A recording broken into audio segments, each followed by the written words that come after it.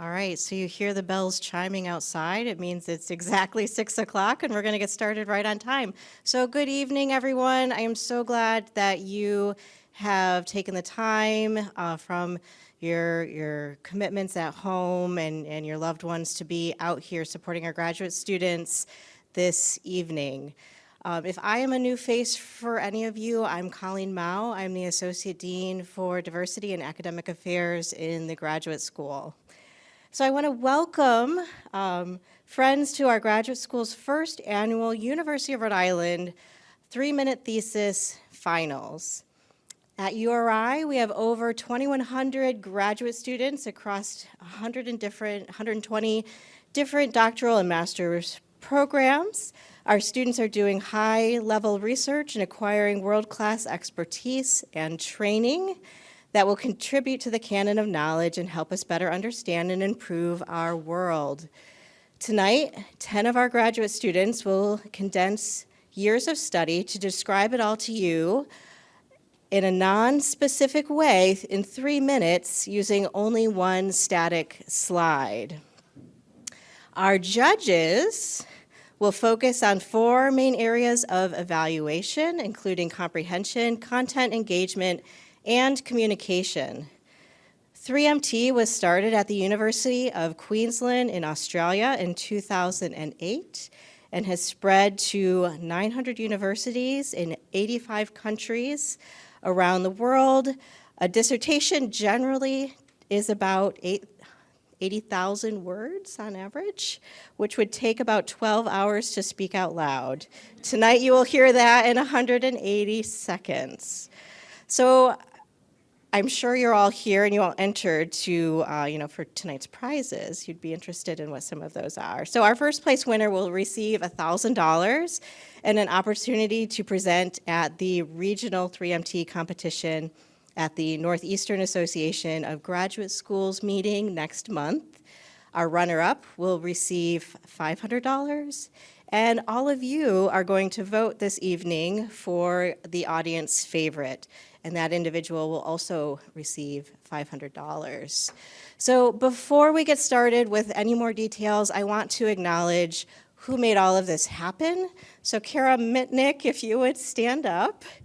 She's our Director of Professional Development and Community Programs in the Graduate School. Kara has done a heroic effort in bringing all of this together, being the first time that we've done this at the University of Rhode Island.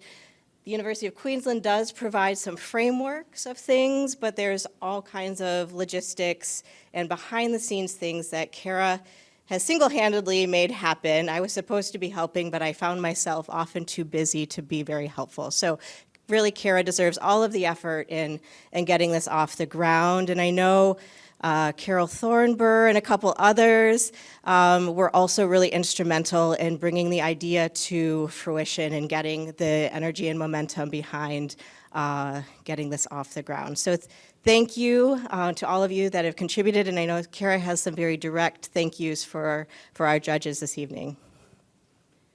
Thank you, Colleen. And Colleen was very helpful and is very helpful.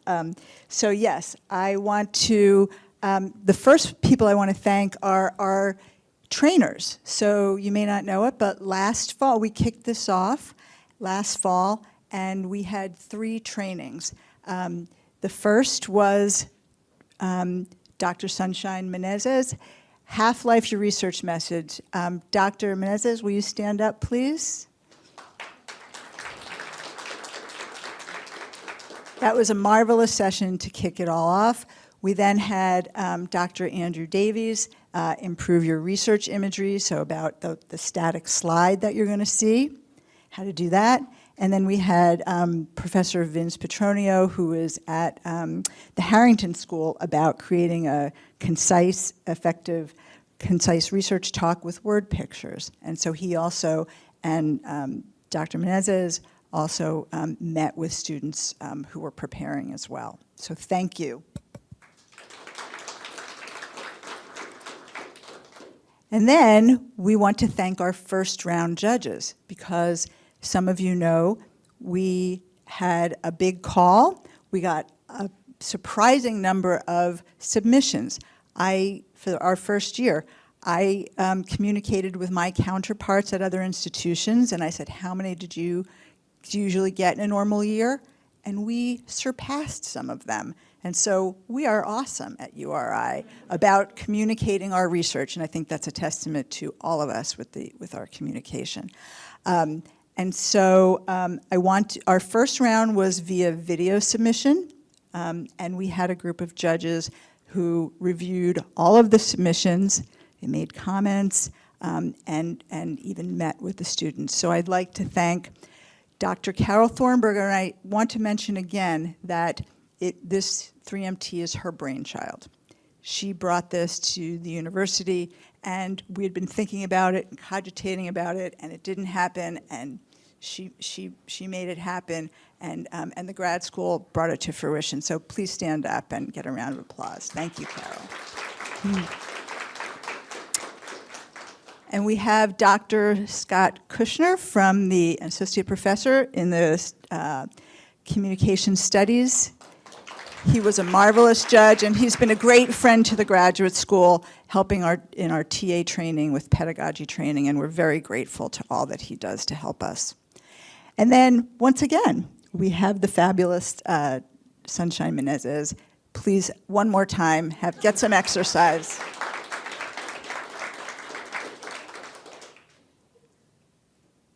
And then we want to thank tonight's judges. And I know the chairs are a bit unwieldy, but I'm going to thank Dr.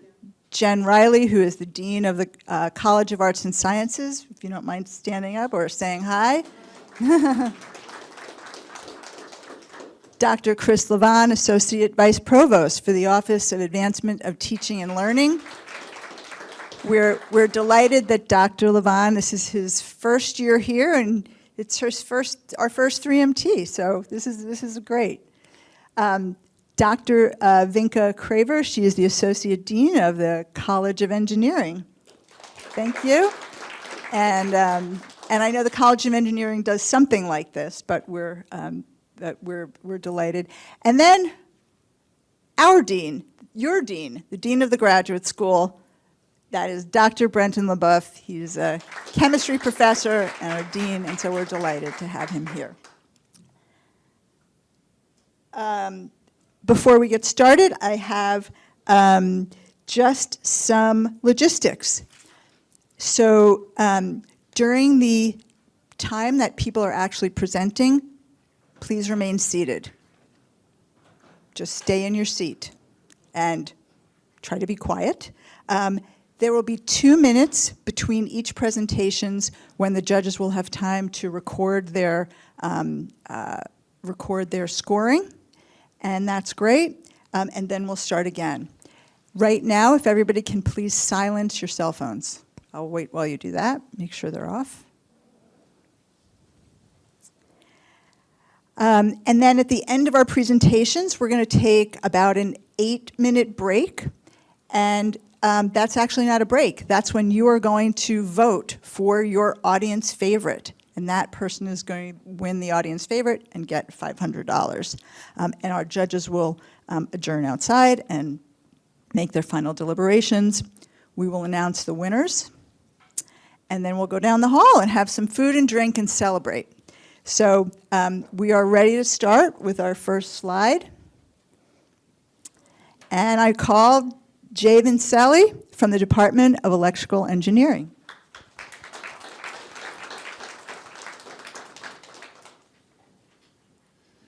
Octopuses are highly intelligent animals. They've been shown to solve complex problems, such as opening jars to get at food inside. They use tools, such as coconut shells, for protection and for hunting. Their skin can mimic its surroundings for camouflage. What they are not, however, are vertebrates. The U.S. Public Health Service sets the federal standards for animal welfare in science. They define animals as live vertebrates. Therefore, there are no federal guidelines that protect octopuses during testing. When trying to measure brain signals in octopuses, they present certain challenges. They lack a rigid skull and live underwater, which makes it difficult to attach sensors to their scalps. Previous researchers have used implants to record from the octopus. And the octopus's arms would pull at the wires coming from the octopus's head. The researchers would pin the arms to a base or sever the arms to complete the testing. Last year, researchers developed wireless implants, allowing the octopus to move freely. However, they could only record for a maximum of 12 hours, and then the octopus would be sacrificed to retrieve the recording device. These types of testings are wholly inadequate for long-term testing, and it prevents us from understanding long-term studies such as long-term memory and learning and degradation of the brain due to aging. Given this background, I am proud to present the results of my research. I'm the first person in the world to have measured brain signals from octopuses non-invasively. What does this system look like? Take a look at the top figure. The octopus is placed between two circuit boards containing advanced sensors. Lights were flashed at the octopus at regular intervals, and this produced a brainwave that I was able to detect in multiple sensor positions. As can be seen in the figure below, each line represents a different electrode position, and the yellow highlighting indicates when the brain was responding to the flashing lights. Late last year, the U.S. National Institutes of Health requested proposals on the ethical treatment of octopuses. With or without these guidelines, my system has been shown to be effective in recording brain signals from octopuses non-invasively and ethically. Thank you very much.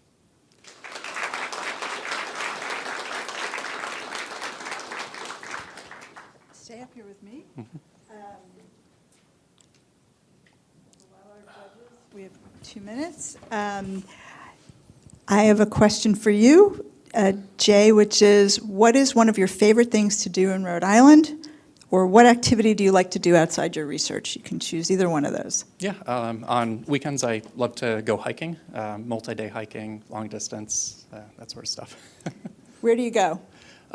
There's not too much in Rhode Island. I prefer more challenging stuff, White Mountains in New Hampshire, some places up in Maine.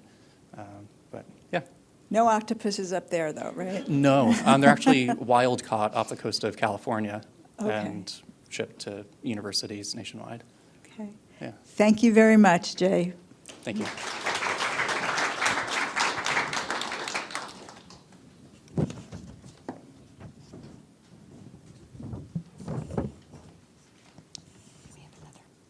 have a little bit, don't we?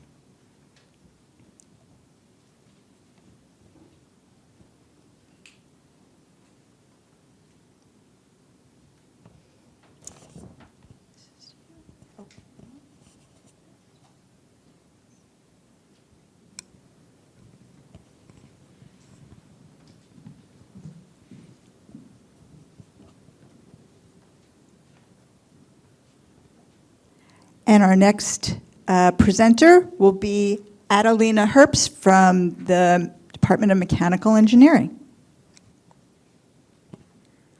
Test. Hello, can you hear me? When I was a child, I've always wanted to visit the Taj Mahal. Are you familiar with it? That magnificent white monument? However, my parents said, no, we're not going there. According to them and sources like India Today, the area around the Taj Mahal, for example, the essential nearby Yamuna River, is highly polluted. It is smelly, dirty, and full of waste. Why would you treat something like a landfill? Because you're lacking a cheap and easy alternative. The challenge lies in the fact that proper waste disposal and the disassembly of products sometimes pose health and safety risks to the workers. Certain products, such as batteries, are simply difficult to disassemble and to recirculate into their product life cycle. And this is exactly what I want to change. Through my research, I strive to increase the rate of recirculated, rechargeable consumer electronic batteries. I know it's a long term, but in short, RCBs. The goal is to receive an RCB in its end-of-life stage, safely separate its parts, and then determine further utilization possibilities for the battery cells. And while doing so, I'm focusing on 3 primary objectives: safety, efficiency, and sustainability. Safety comes first. If we can ensure that workers won't die facing a sudden fire outbreak due to the residual charges in the batteries, companies will be less hesitant to invest in proper waste disposal and battery disassembly. Therefore, I'm creating a fire mitigation concept to create a safe work environment. Moving on to efficiency. Once safety is assured, I will optimize this disassembly line regarding cycle times, battery types, and ergonomics. Also, with a state of health analysis, I want to determine the condition of the battery cells, whether they can be reused, remanufactured, repurposed, or whether the materials actually have to be recycled. Also, I want to identify automation opportunities to establish a crucial foundation for future automated RCB disassembly lines. Finally, sustainability. Consider this. How many smartphones have you had throughout your life? Too many? Personally, I can recall around 5, but only 1 out of 20 is going to be recycled, resulting in a mere 5% recycling rate of RCBs. RCBs like in your smartphones, in your laptops, in hand tool drills. Only 5%. Well, and I want to motivate legislators and companies alike to increase this rate. While I might not be tackling the entire plastic waste problem, my focus on RCBs aims to enhance worker safety, increase the rate of recirculated and recycled batteries, and reduce plastic global waste, and eventually fulfill my childhood dream of visiting the Taj Mahal. Thank you.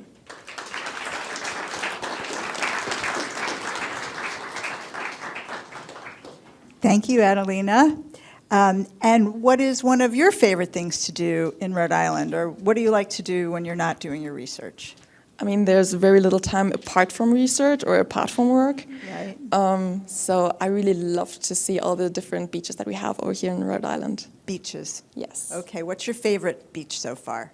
Maybe it's even Lloyd's Beach or Moonstone Beach. Beach. But I think Okay. Lloyd's Beach is better. You haven't been swimming in the winter, though, right? No. No. Okay. Well, good. Maybe you'll get a little chance to do that before you go back Maybe. home. Yeah, right? certainly. Good. Thank you very much. Thanks to you.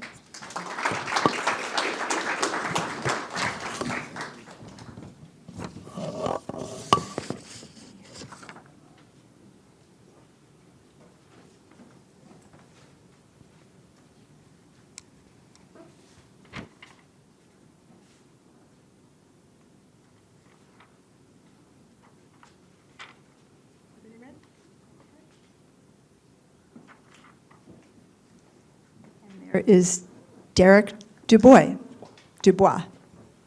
Thank you.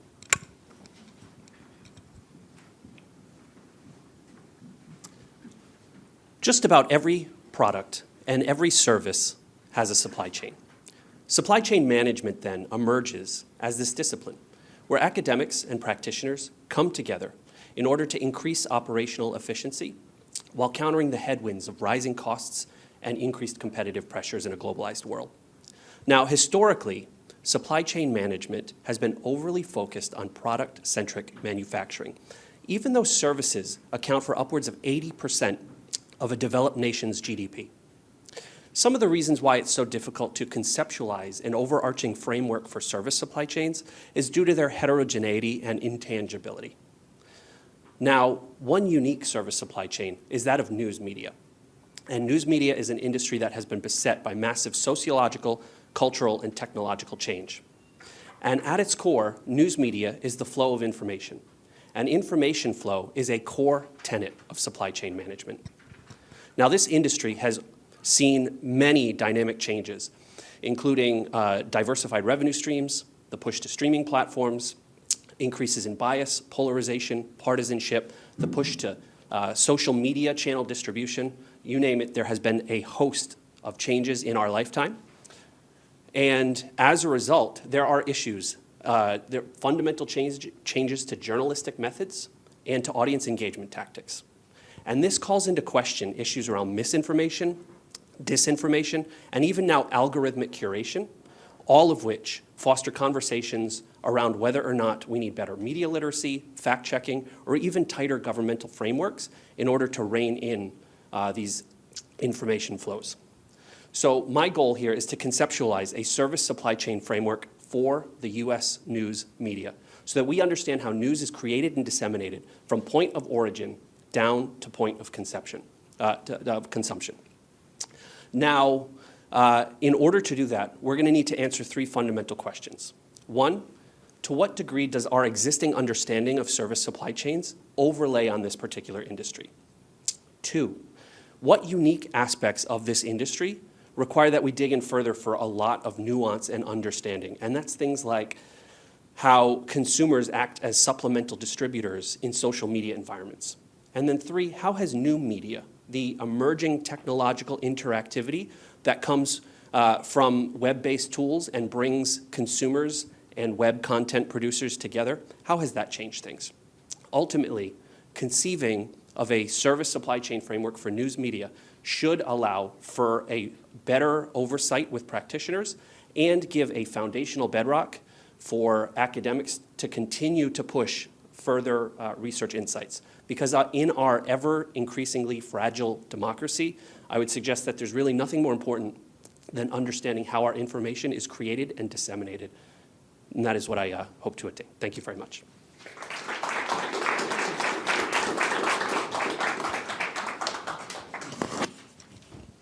Thank you, Derek. Sorry. Thank you, Derek. That was great. Tell me what you like to do in Rhode Island or outside your research. I'm a very uninteresting person, so an afternoon at Barnes & Noble is usually pretty good for me. Which one's your favorite one? Smithfield is. In Smithfield. Yep. Okay. And what books do you gravitate to there? Well, there's the criterion section first, and that's the most Okay. important. But afterwards, anything. Anything? Yeah. Okay. Yeah. That's great. Yeah. Good. Well, thank you very much. Thank you.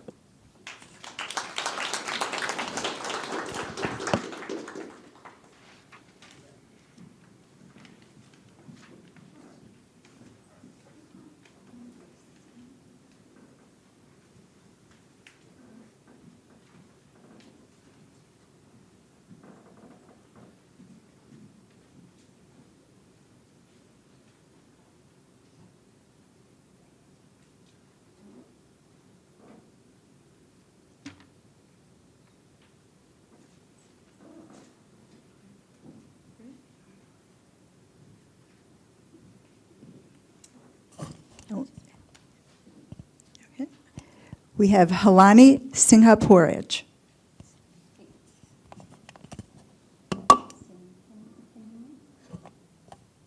Halani? Can you hear me? Okay.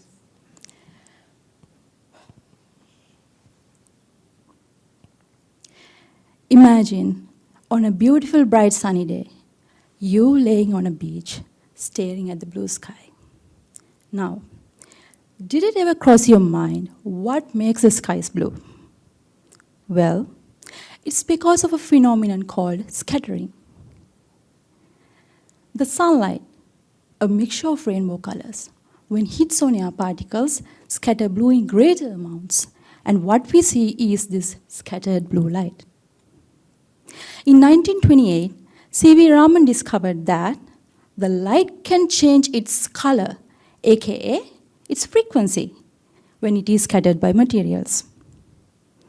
Turns out it's because of certain atomic vibrations inside these materials that are called Raman active vibrations.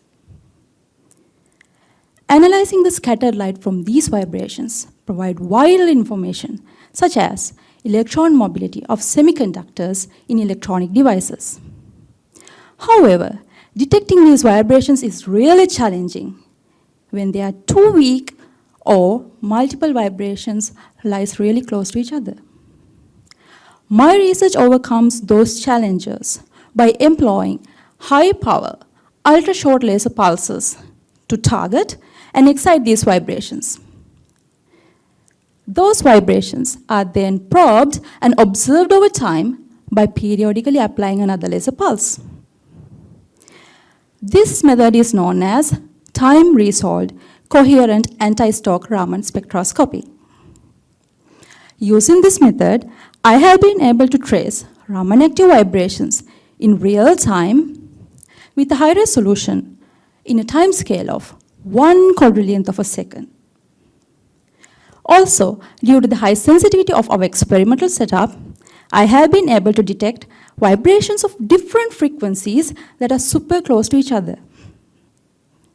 Furthermore, I have been able to measure the decay rates of these vibrations, which is a key parameter that affects electronic and optical properties of electronic devices. Ultimately, findings of my research will contribute to the evolution of semiconductors that will lead to high-performing electronic devices such as computers and mobile phones you use in every day. With the hope to make greater contributions to the science in future, I thank you all for listening. Have a great day.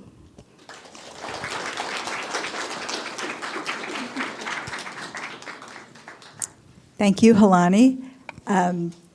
What do you like to do in Rhode Island or outside your research? Outside of my research, I would like to spend time in nature and also spend quality time with my family and friends. And as a hobby, I do photography. I maintain a photography page for me. And also, I like to paint and also sing. Yes, Yeah. a lot of things. Where in nature do you like to go? Oh, I like to watch the sunset sitting on a beach. That sounds like a lovely Yes, thing I to do. like, I mostly go to the Roger Wheeler State Beach to watch the sunsets, and also I'm a lover of sunrises. Thank you so much. Thank you.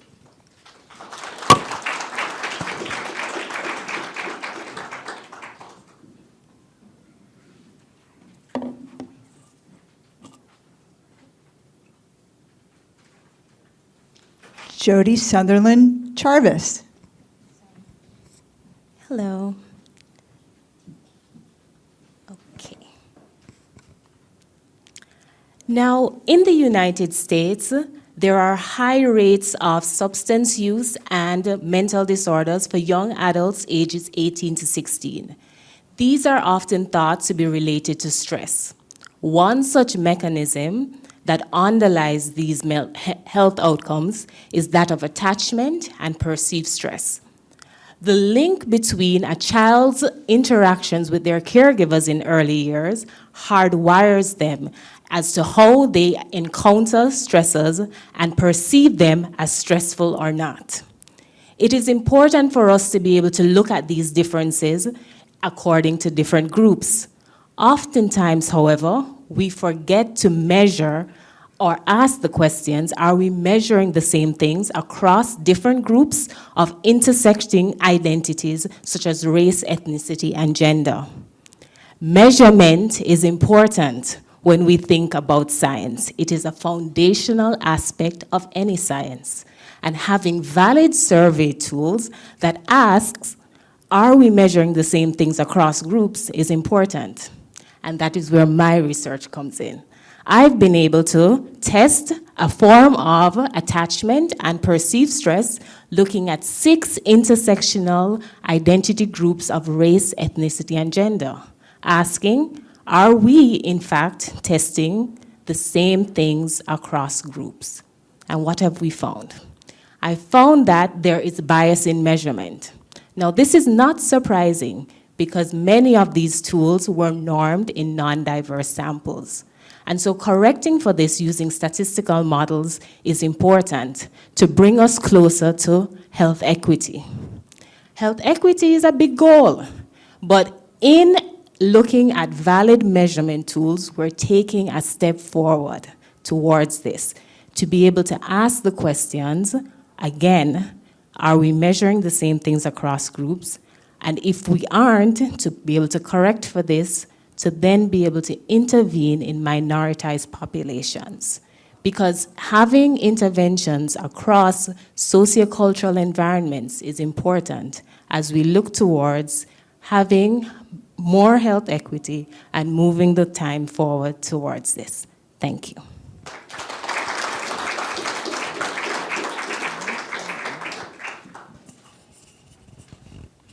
Thank you, Jody. And what do you like to do outside your research or in Rhode Island? I like to cook and try new restaurants. Okay, what do you like to cook? So I like to experiment. I'm always trying to spice up the Jamaican cuisine. I'm Jamaican, so trying to throw other things in is always something that I'm trying to do.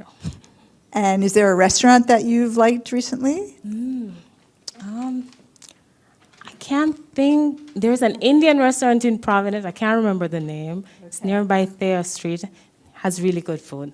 The naan is really, really, really top notch. I thought. Thanks so much, Jody. Thank you. Okay.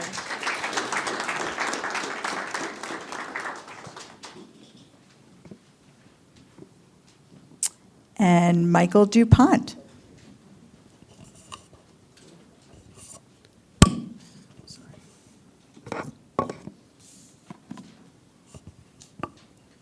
Due to drawbacks in modern cancer therapy, resources are being used to find more comfortable and more universal treatments to cancer. The important question is then, how can you, with so many different types of cancer, how can you find a treatment that's universal and more comfortable for patients? Let's hold off on that for a moment. In the United States, it's estimated that 40% of adults will develop invasive cancer.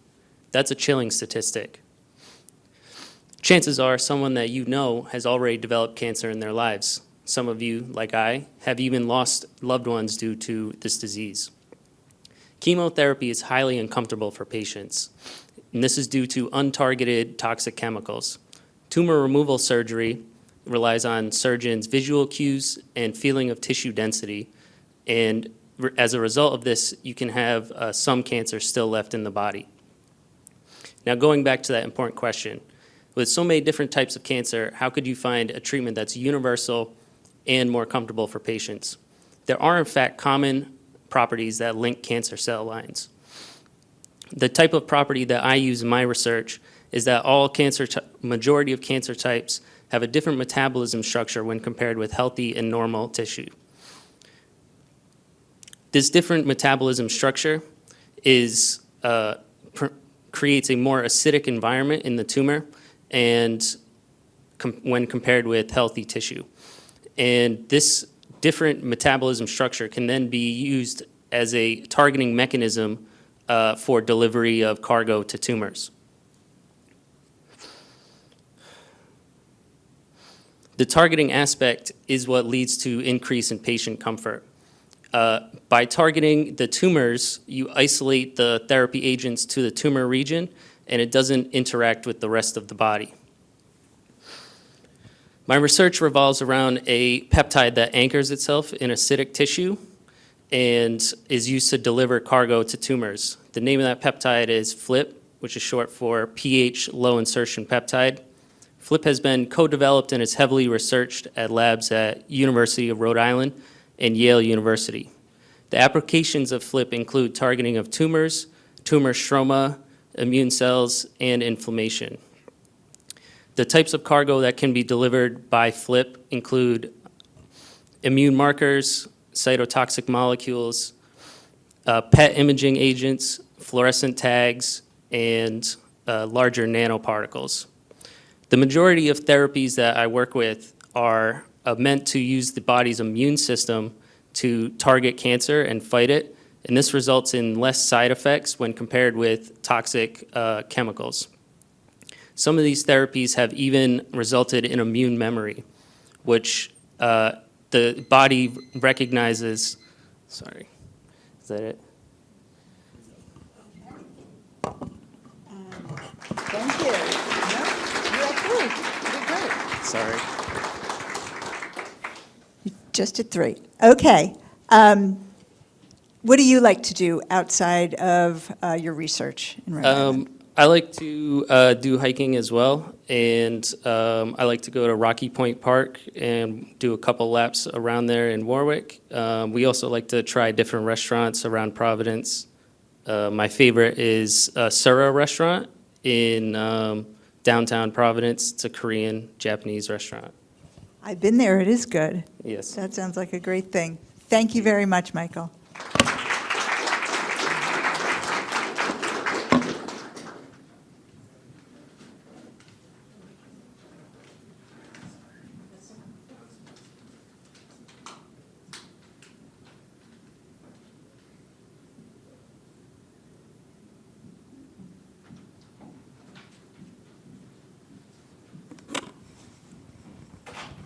Sarah Davis.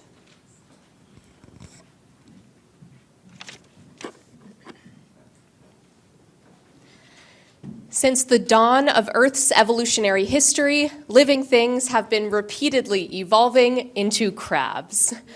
I'm interested in one particular species of crab that's native right here to southern New England, the Jonah crab. For most of modern history, Jonah crabs were considered a relatively unimportant species incidentally caught in lobster traps. However, as the catch of lobster has recently declined, sale of Jonah crab has skyrocketed. Last year, the U.S. fishery was valued at almost $20 million, with a quarter of that total sale coming from right here in Rhode Island. Unfortunately, there are some modern environmental stressors that could threaten Jonah crab's long-term population success. One of the most significant is plastic pollution. When plastic ends up in the environment, it breaks down into microplastics, tiny pieces smaller than 5 millimeters. Microplastics can transport other pollutants, chemicals, and disease, and are easily ingested. Microplastics can impact even similar species very differently, and little is understood about how they move through food webs in the ocean. As a marine pollution scientist, I was eager to begin to uncover some of these unknowns. I designed an experiment during which I fed Jonah crabs oysters that I had injected with a known amount of microplastics. The type and quantity of plastic I used were based on real pollution data from observations of oysters in the environment. This allowed me to trace the plastic as it moved through a crab's body after one or multiple feedings. First, the good news. I found that even after consuming many oysters, crabs tended not to accumulate plastic in the stomach. In fact, they seemed highly efficient at gathering up the tiny plastic bits from their primary stomach chamber and sending them directly to be excreted in the feces. This meant that the plastic bypassed the rest of the digestive system, making it far less likely to be transported to other areas of the body, including the parts typically consumed by people. I think that this stems from Jonah crab's evolutionary history. Over time, they've adapted to get rid of these tiny inedible bits that they accidentally take in but can't actually digest, things like sand or bits of shells. Unfortunately, the next not so good news is that I did observe plastic accumulating on the gills. Jonah crabs are messy eaters, and they use their claws to tear off chunks of their prey, which frees up the microplastics inside and causes the crabs to breathe them in. Accumulation of plastic on gills is known to be harmful to other crustaceans. It prevents them from effectively getting oxygen, which can impact their growth, reproduction, and survival. There is so much more to learn, and I'm eager to continue this research to help us protect an important local fishery species.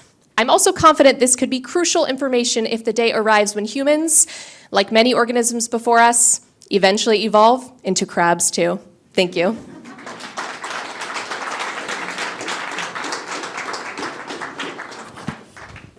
Thank you, Sarah. Thanks. What do you like to do in Rhode Island or outside your research? Yes, well, first, every day I have to do the Wordle and the connections.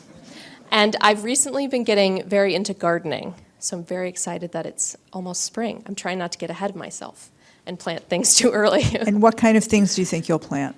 Oh man, I'm excited. Things I probably won't even eat. I'm gonna have to eat a lot more vegetables than I normally do if I grow them. So that's kind of my, inspiration for eating healthier. That sounds wonderful. Thank you, Thank you. Sarah.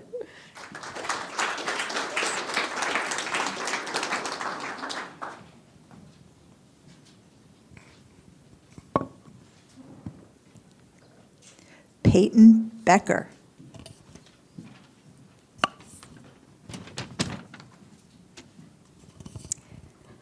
Fabric rarely survives in the archaeological record, as it can decompose within a matter of weeks. It is a difficult primary source to work with because so little of it exists. So when 8 fragments of fabric entered the URI Historic Textile and Costume Collection in 2011, 2 words transformed them from scraps to invaluable artifacts: ancient Egyptian. That label means they could be up to 4,000 years old. The problem with these artifacts is twofold. First, their provenance or history of acquisition is unreliable, and their current condition endangers their future. How can we learn about the past when our primary source is marred by possible false provenance and is too delicate to handle. While labeled as ancient Egyptian, these archaeological fabrics did not come from an authorized dig, which makes their exact date, location, and even authenticity questionable. Eli Albert Farman, the man pictured here, is who brought them to the US from Egypt in the 1880s and had supposedly labeled this stack of fragments as coming from a tomb of a soldier of Ptolemy, the pharaohs of Egypt in the Hellenistic period. I was able to prove, however, through carbon-14 dating, that this was not the case. The fragments either fell before the reign of Ptolemy or well after, meaning that some of them aren't even ancient Egyptian. With these dates corrected, we can move on to the next issue, their current condition. As you can see in the top photo, their current condition has them creased and dehydrated. They are unable to be properly studied or handled. With proper rehydration and reshaping, their fibers are effectively strengthened, and they can be properly studied, as you can see in the bottom photo. So, Farman's books and published letters have led me to hypothesize that these fragments, the ancient Egyptian ones, actually come from a crocodile mummy pit, where crocodile mummies were devoted to the gods and where Farman pilfered both mummies and cloth for his private collection, meaning that these artifacts are both signifiers of ancient Egyptian culture and of European and American colonialism. Thank you.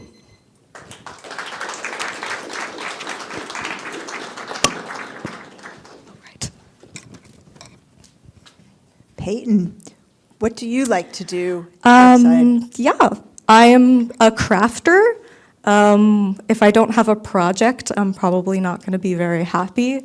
It's sometimes hard to get up the energy and the go-to to craft something after a long day researching, but it's always worth it. And what kind of craft is this? It can be painting, drawing, crochet, embroidery, sewing, you name it, I've tried it, and I usually enjoy it. That sounds great. Thanks so much. Thank Peyton. you.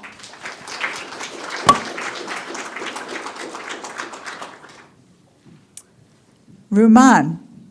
Can I just talk without it? No. Yeah, okay. Hello, everyone. 93% baby takes at least 37 weeks before born, but there are some exception. Where baby born before 37 weeks, we call them premature or preterm babies. These babies go through major clinical challenges due to their underdeveloped body organs like heart, lungs. Throughout the world, 15 million baby born premature and is one of the leading cause of child death. So when this baby born, they demand a very specialized ventilation systems called neonatal ICU, or in short, NICU. In NICU, all these babies are wrapped around with multiple sticky wires, okay, which are essential to get their vitals.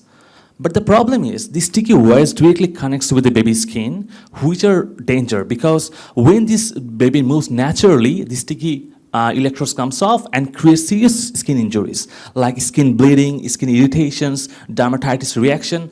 Also, it's a big hindrance for nurses to handle this baby, and mom cannot hold their baby closely.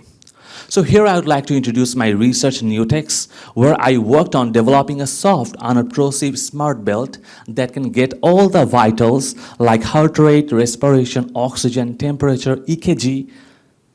We started working with Rhode Island Infant and Women Hospital, where we developed our first prototype. We leveraged different types of soft, smart, and functional textile materials to develop our own pressure and resistive sensors.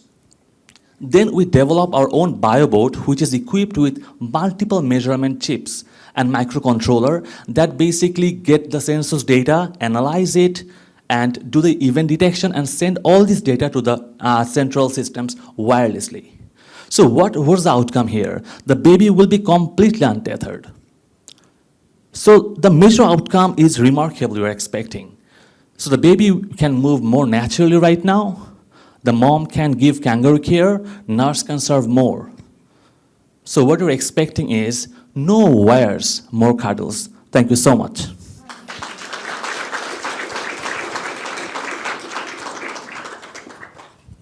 And Riman, what do you like to do outside of your research?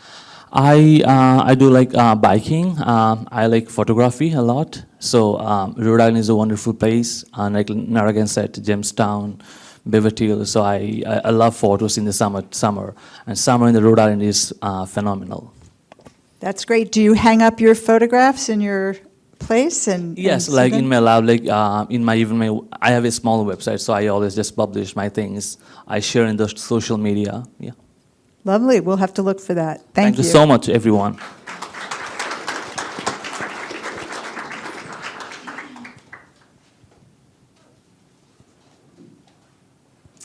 And Yarisbel, our final contestant. Test.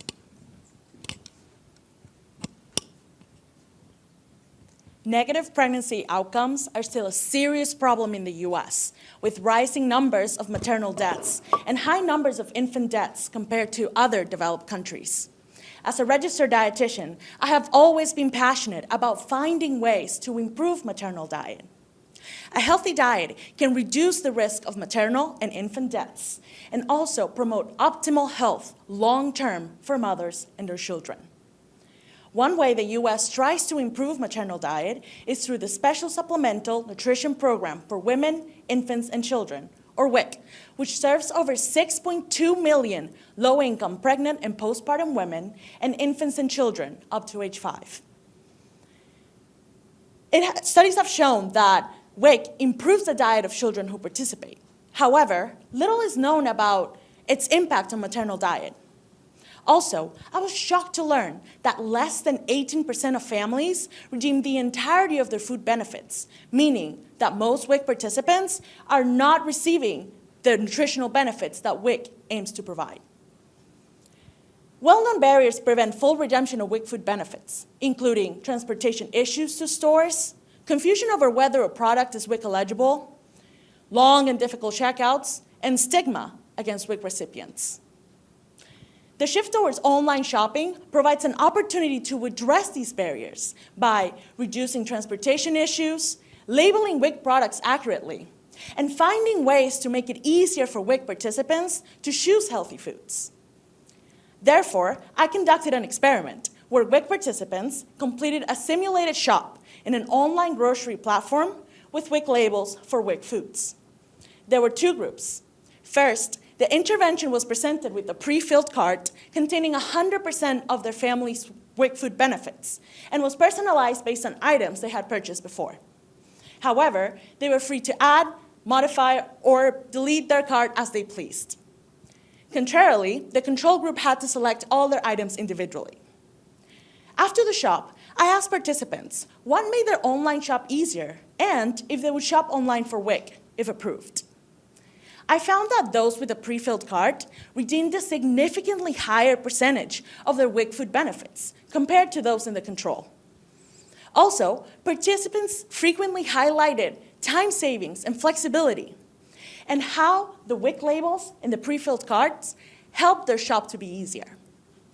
In summary, a pre-filled online grocery cart may be a promising tool to improve WIC benefit redemption and diet quality of mothers to ensure WIC's continued support for low-income women's health. Thank you.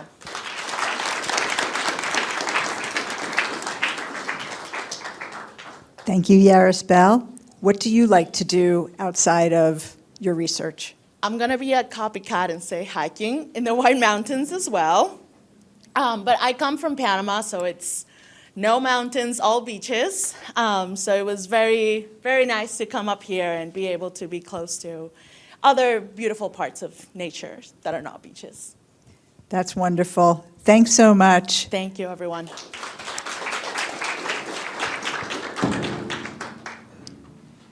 So we are going to, our judges can finalize this and then step out.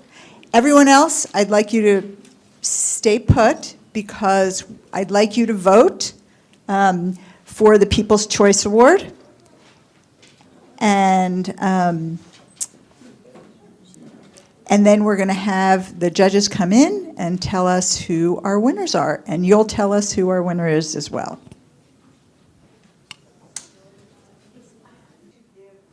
Each of our finalists certificates of appreciation and recognition for all of their work. And so we're going to do it in the order that they came up. I'd love them all to come up here, stand up here. You can take pictures. We can celebrate them.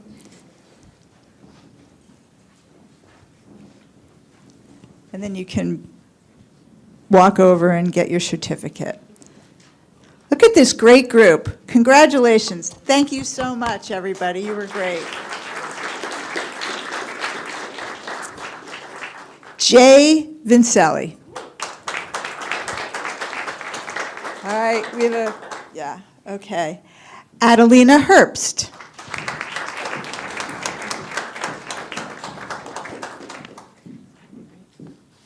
Derek Dubois.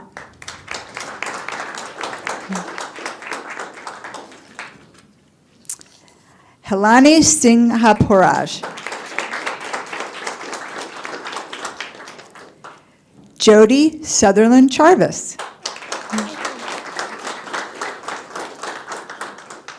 Michael DuPont.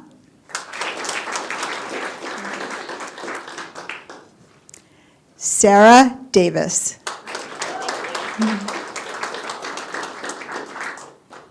Peyton Becker.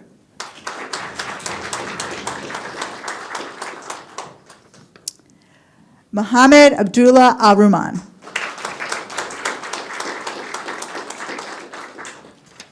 And Yarisbel Melo Herrera.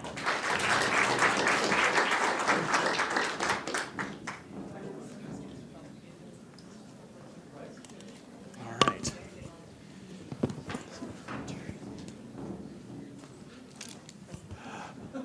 So first of all, thank you to everyone. Really, well, we should get maybe we already did it, but a round of applause for all the presentations. I mean, this was spectacular.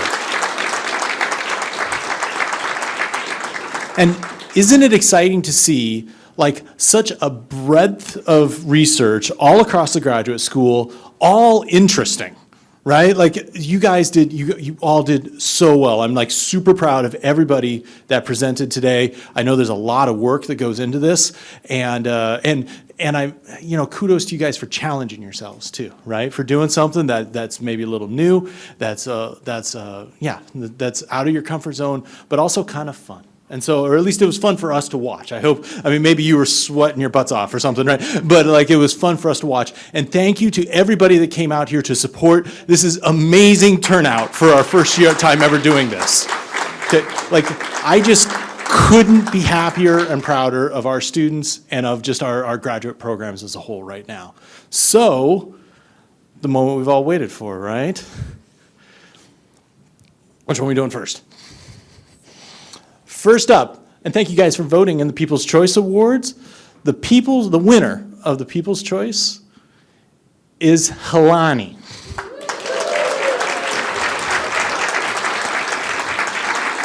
All right.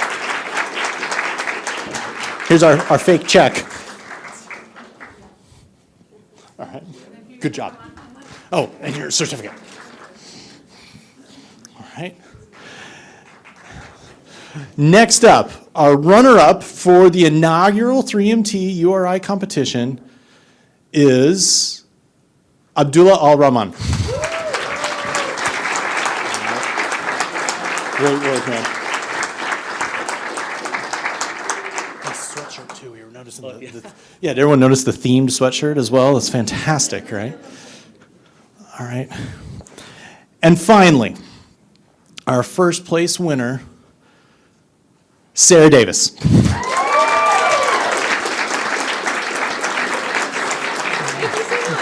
did a great job. And, yeah, thank you, Sarah, for reminding us all that our destiny is crabs at the end of the day, right? Like, does everyone understand what she's saying there, right? There's like 6 different evolutionary trees or something like that have all ended in crabs, right? Like, it's kind of like the ultimate example of convergent evolution. It's really interesting. Anyway, sorry, random facts of the night. Okay. Yeah, I'm not an evolutionary biologist either, just random stuff you learn while listening to podcasts and stuff, right? So I'm going to shut up. You guys did great. I am so proud, all right? Anything else we need to say, Sarah? Or Sarah, I just said Sarah. Kara. She's the woman of the hour. Let's get the 3 winners up here. Helani, Ruman, yeah? Thank you. Let's take a picture. The 3 of them. Go ahead.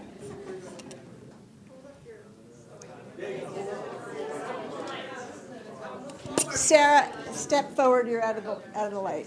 Okay.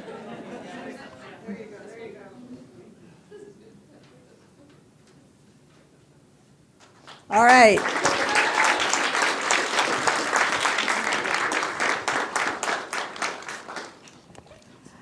Thank you so much to our competitors, to all of our applicants, to my assistants, Diana Fontaine, Jared Snook for running the timer and the slides, and to our judges. And now we can have some snacks and celebrate. Go down the hall.